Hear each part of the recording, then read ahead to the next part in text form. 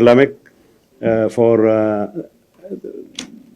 for making his visit to Tigray first priority. I know Remy Maréchal, Ambassador Maréchal, was also very intent on supporting us in many projects, and it shows how seriously the French government is in supporting peace and stability in this region, and of course in helping us address the challenge that we continue to face because of the failure to fully implement the cessation of hostilities agreement. We still have a number of issues that are unresolved, including the return of IDPs and the withdrawal of non-ENA forces from, including, of course, Eritreans in many parts of Tigray.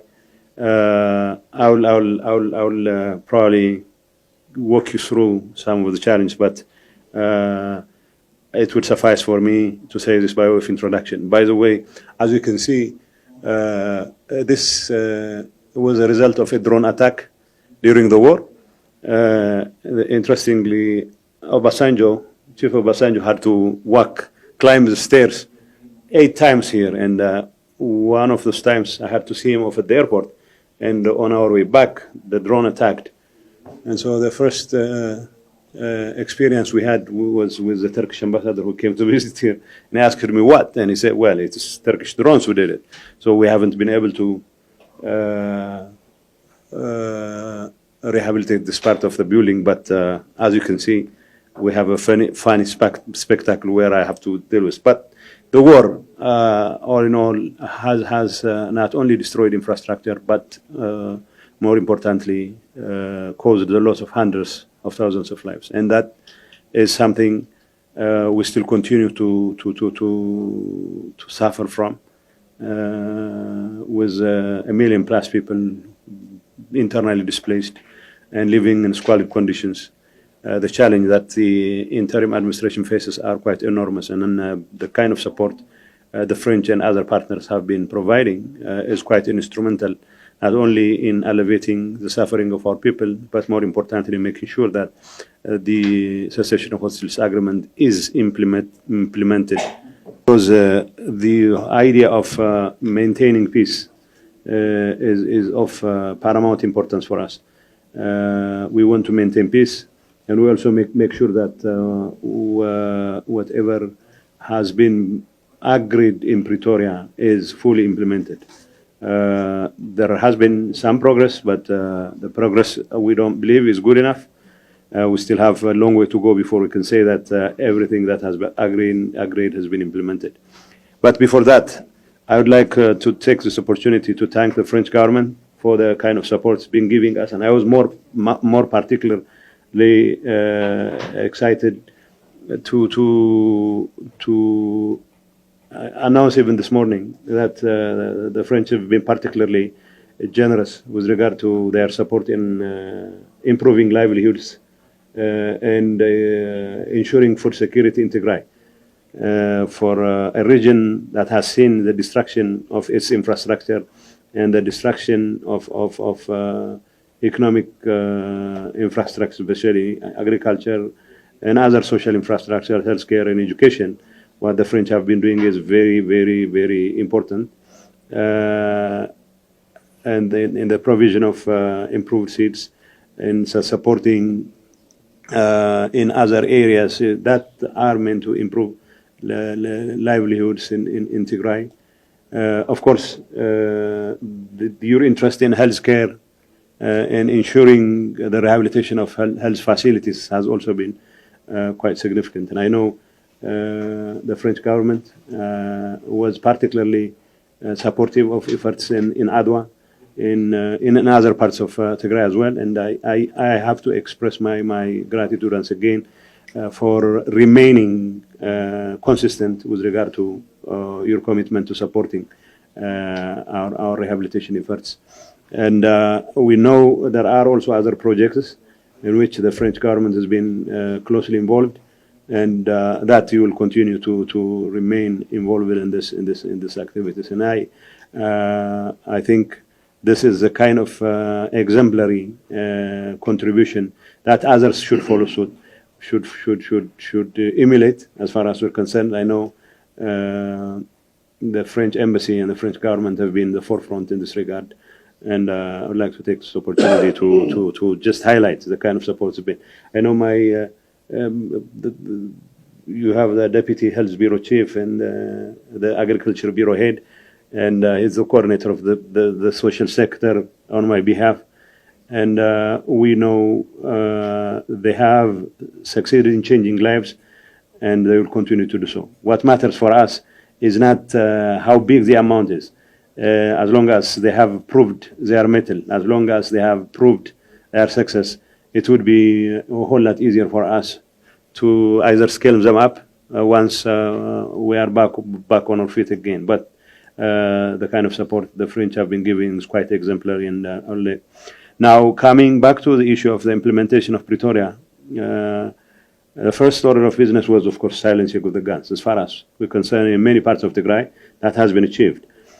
But in western southern parts of Tigray, we still have a long way to go before we can say that security has been fully restored. We have, to a certain extent, achieved a very modest result in terms of repatriation of IDPs to northwestern Tigray in Tsellemt and Raya. But the largest chunk of IDPs have yet to be repatriated, have yet to be returned to Western Tigray. And the situation is untenable, because with hundreds of thousands of people living in squalid conditions and with dire humanitarian situations for the last 3-4 years, it is. Are they staying mostly here in Mekelle? And there are in Mekelle, there are in Abi Adi, there are in Aksum, Adigrat, all over. Because in Shire, for example, there are more than 300,000-400,000. And the pressure, for a population of 180,000 people, to be able to support 3 times as many IDPs is quite untenable. Peace can only be maintained if there is dividend, a peace dividend. And when people feel that whatever has been agreed is going to come to naught, and then that would create or take away the disincentive to engage in conflict. So we want to deepen peace. Obviously, it is in the best interest of Tigray.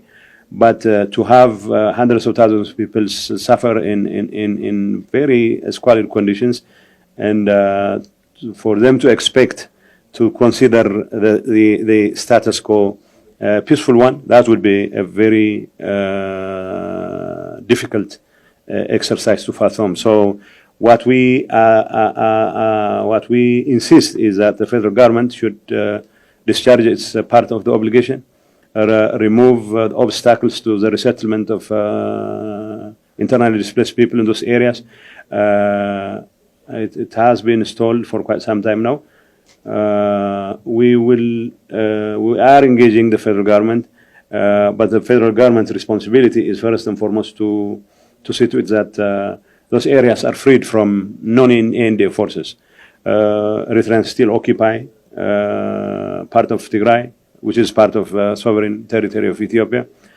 People in Europe, a minority group in northeastern Tigray, live in a very difficult situation without any access to humanitarian aid and all that. So this is the part that deals with IDPs. And of course, we have refugees in Sudan who are caught in this rather nightmarish scenario in Sudan. And we're working with the international community and the federal government to effect the repatriation of refugees from Sudan to Western Tigray. It requires resources, it requires political commitment. So any one government or any one entity cannot achieve this feat. So it requires a concerted and coordinated effort on the part of both the international community, the federal government, and the Tigray interim administration in its capacity as responsible for resettling our IDPs.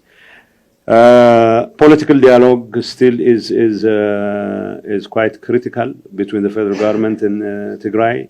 We have to lay to rest whatever complicated relationship led to the conflict in the first place. We have to raise issues of accountability for crimes that have been committed. We have to deal with issues of reintegration of Tigray properly into the federal government, because Tigray doesn't have much in the way of say in the way of influencing policy choices in Addis Ababa. Even whatever international support there is, that's going to be extended to Ethiopia or to Tigray through Ethiopia. We don't have much of a say, so we have to find a way where Tigray is one way or another integrated into the system, so that whatever policy choices are made in Addis Ababa, which are going to affect us anyway, would somehow be either discussed or negotiated or somehow fully grasped by Tigray.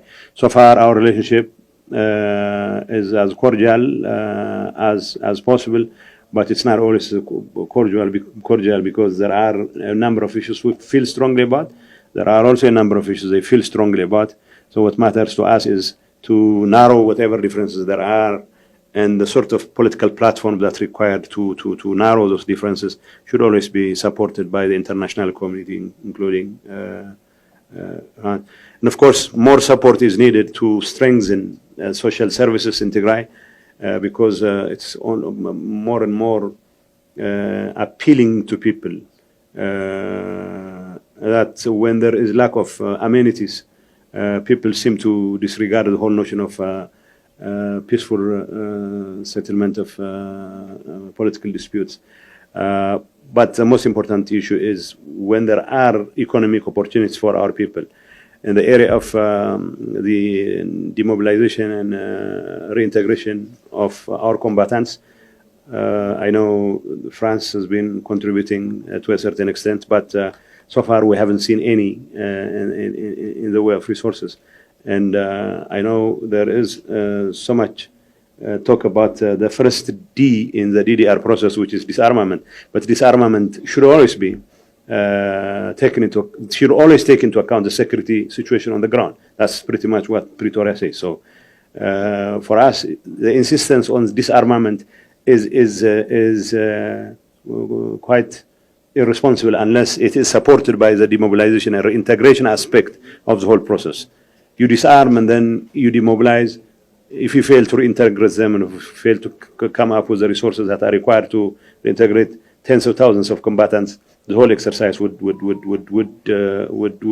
not only be appealing but also counterproductive in many ways. But I can give you a laundry list of things that haven't been achieved. But the most important area is while we will continue to work to build on the progress, we still would like to engage both the international community and those observers who are involved in the whole process, and the federal government and other stakeholders, to see to it that whatever differences there are, whatever unfinished business there are done in an amicable way, in as amicable way as possible. It's my hope and expectation that your support will always be there, and we'll call on other stakeholders, both in the international community and in the federal government, to remain committed to the fullest possible implementation of the Pretoria Agreement, and the sooner the better, because in many cases, when the process drags on, people have difficulty accepting the status quo, and the status quo as we see it is not tenable. So, but it is our hope and expectation that we'll wrap our head around this problem and then come up with a speedy solution to this crisis. Thank you once again.